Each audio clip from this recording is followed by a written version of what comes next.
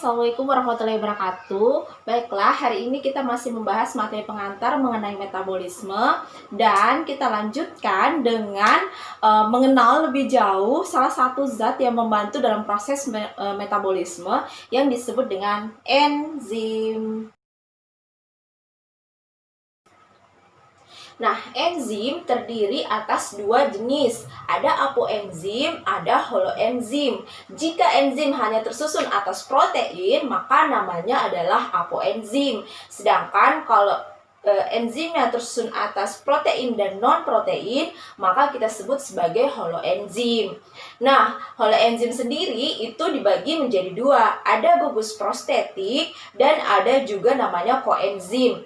Nah, gugus prostetik ini sifatnya terikat sangat kuat dengan si enzimnya.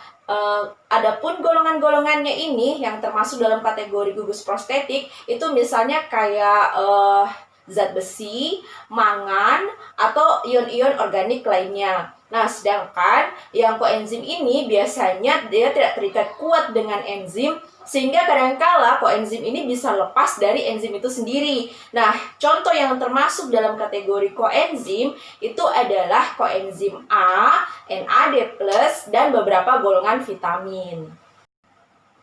Zat yang mau diubah oleh enzim itu kita namai substrat atau bahan bakunya, bisa kita simpulkan. Misalnya kita mau mengubah glukosa menjadi CO2 dan H2O, maka glukosa ini kita sebut substrat, sedangkan CO2 dan H2O kita sebut sebagai produk.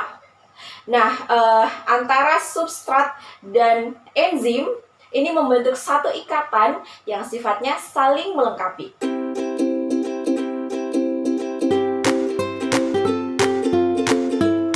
Sifat enzim yang pertama itu namanya katalis.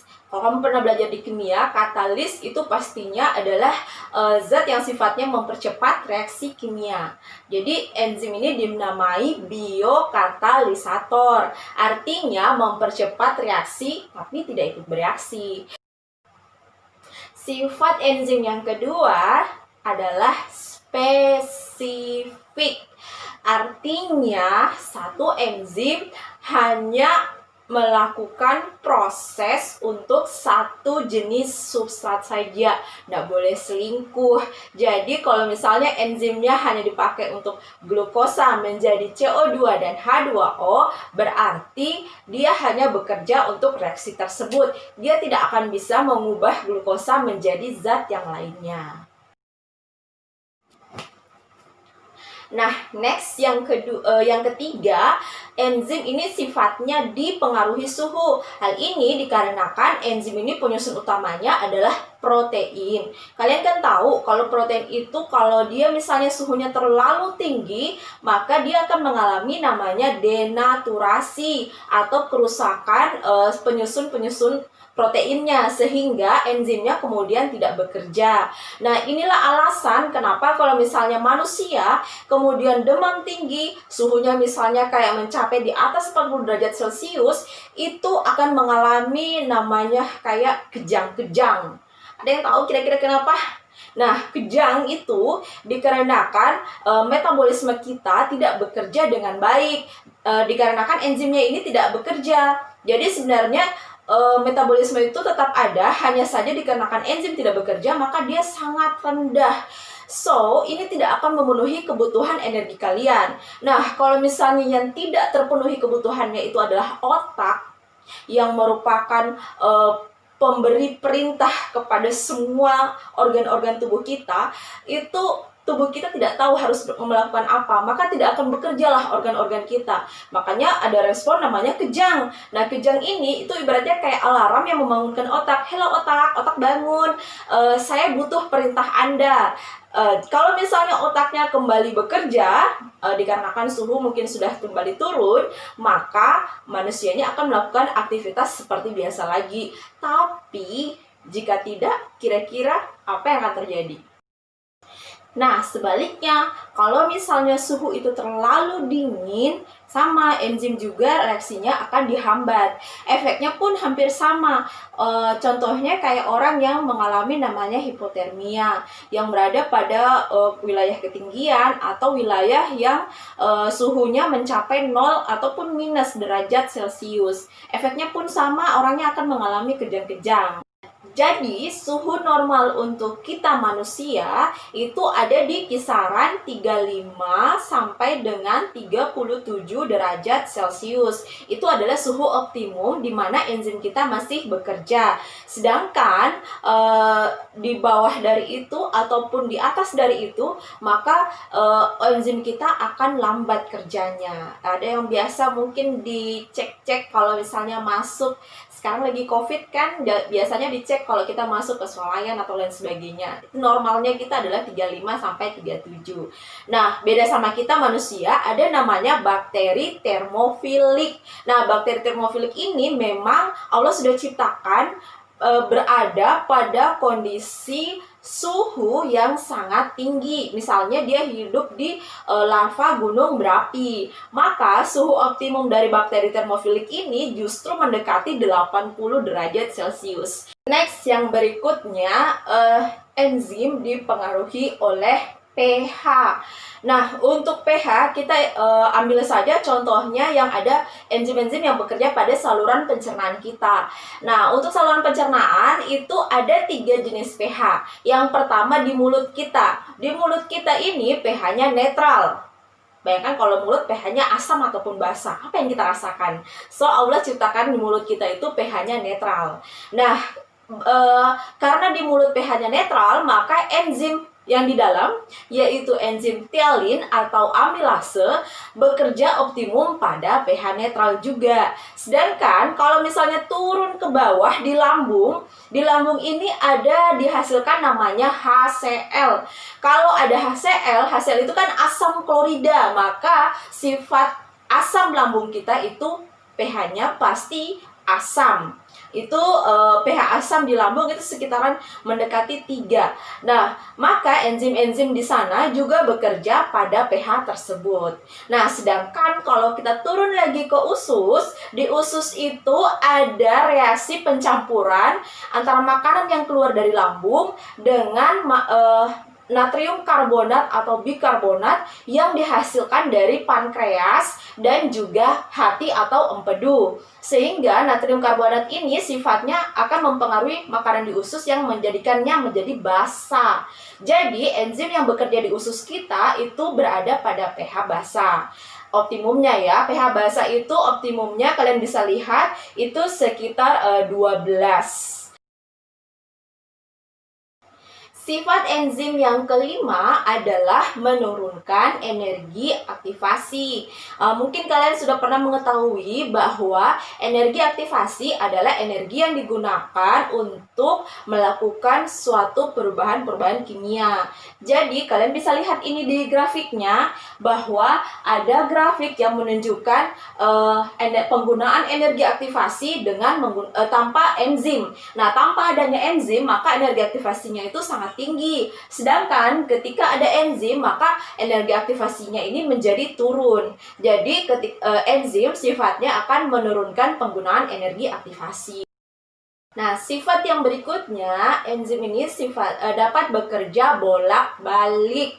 Artinya bisa bekerja untuk proses pemecahan ataupun proses pembentukan. Tapi ingat, karena tadi sifat yang pertama adalah spesifik, berarti dia bisa membentuk ataupun memecah tapi hanya untuk satu golongan substrat saja. Nah, ini Mem kasih contoh lainnya. Misalnya kita mau pecah fruktosa 1,6 bifosfat menjadi dihidroksiaseton fosfat dan gliseraldehid 3 fosfat. Maka enzimnya yang kita gunakan adalah golongan aldolase. Sebaliknya, ketika kita mau kembalikan dari senyawa berkarbon 3 tadi, yaitu gliserol dan dihidroksiaseton, maka kita menggunakan enzim yang sama untuk membentuk kembali fruktosa.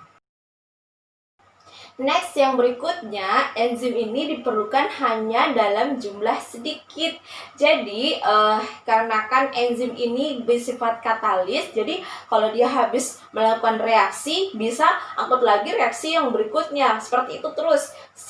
Setelah selesai reaksi satu, maka dia bekerja lagi untuk reaksi berikutnya. Tapi ingat, tetap dalam satu jenis substrat yang sama. Jadi bisa digunakan berulang-ulang kali, maka kita hanya butuh sedikit enzim untuk substrat yang meskipun jumlahnya berpuluh-puluh kali lipat dari jumlah enzim yang ada di dalam tubuhnya kita. Nah, karena enzim adalah katalis, maka dia hanya akan bekerja ketika ada substrat yang tersedia.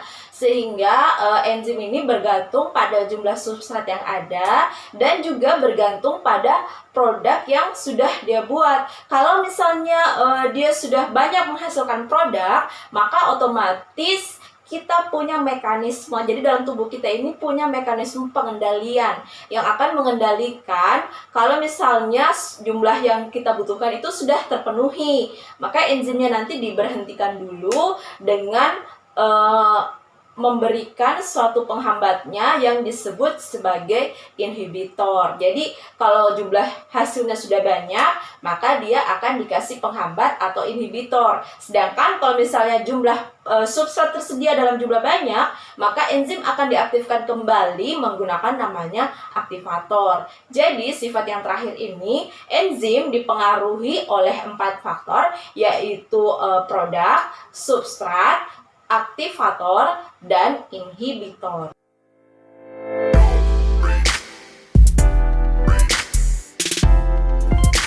Tadi kan di awal Mem sudah bilang bahwa enzim sama substrat itu sifatnya saling melengkapi. Ada 2 cara atau 2 tipe pengikatannya. Ada yang pertama modelnya yaitu kita sebut dengan lock and key. Kalau dibilang lock and key berarti ada gembok, ada kunci. Artinya antara gembok sama kunci sudah cocok. Jadi sudah sangat saling melengkapi, tidak perlu ada proses-proses tambahan, mereka langsung ketemu dan bergabung. Yang kedua ada namanya induksi. Induksi ini terjadi karena bentuk substrat masih belum cocok dengan sisi aktif dari enzim. Sisi aktif ini yang akan berikatan sama si substratnya tadi. Ini masih belum cocok, jadi butuh perjuangan dulu, penyesuaian dulu. Kalau dia sudah sesuai, karena sisi aktif ini sifatnya fleksibel, maka dia bisa menyesuaikan dengan bentuk substrat. So, mereka bisa bergabung.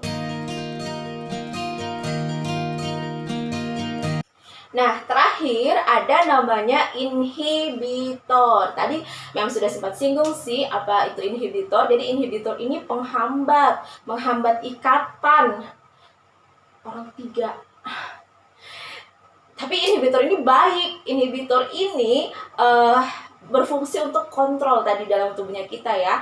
Kalau misalnya sudah cukup, reaksinya sudah cukup dirasa oleh tubuh kita, maka diberlakukanlah atau dilepaskanlah inhibitor supaya enzim ini bekerja tidak sampai berlebihan. Nah, ada 2 jenis tipe dari inhibitor. Ada yang kompetitif, main terang-terangan, dan ada non-kompetitif lewat belakang. Jadi, kalau yang kompetitif, dia terang-terangan berkompetisi sama si substrat untuk merebutkan sisi aktif enzimnya. Jadi sisi aktif enzimnya, siapa yang duluan terikat? Kalau yang duluan terikat adalah substrat, maka enzim bekerja. Tapi jika yang duluan terikat adalah inhibitor, maka enzim stop tidak bekerja. Sedangkan kalau yang sifatnya non-kompetitif, ini berikatan pada sisi non sisi aktif atau kita sebut dengan sisi allosterik. Ulangi sekali lagi, sisi bagian belakangnya disebut dengan allosterik. Nah, jahat nih kalau untuk yang non kompetitif, dia berikatan pada sisi allosterik, kemudian akan mengakibatkan perubahan pada sisi aktifnya. Kalau ini dipastikan enzim tidak akan bekerja. Karena sisi aktifnya berubah, tidak fleksibel lagi, alias tidak bisa lagi berikatan sama substrat. Jadi enzimnya sudah terkunci. Oke, sekian dulu untuk materi enzim kita. Mudah-mudahan dimengerti, insya Allah bisa dipahami dengan Mem kasih penjelasan yang mungkin bisa diterima ya, insya Allah lebih simpel-simpel didengarnya. Mohon maaf jika masih ada kesalahan dalam pengucapan atau dalam penjelasan yang memberikan.